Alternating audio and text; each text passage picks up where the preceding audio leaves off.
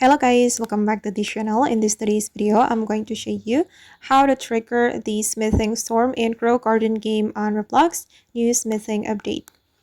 Okay, let's get into it guys. If you want to trigger the storm, you can go to this area and you can submit your fruits, your egg, and your gear items. And sometimes it will trigger the smithing storm.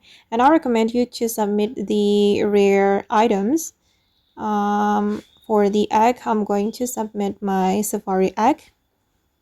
Wait, okay. And for the fruits, I'm going to submit the transcendent fruit. For example, the great pumpkin. Okay, and I hope that it can trigger the smithing storm. Okay, and as you can see guys, that the smithing storm is coming. And it can boost the craft speed 10 times faster. And I'm going to craft something and let's see. For example, I'm going to craft jam egg. I'm going to submit all the items needed. Okay, and I'm going to click on start crafting. Alright, and as you can see guys, that the craft speed is increased.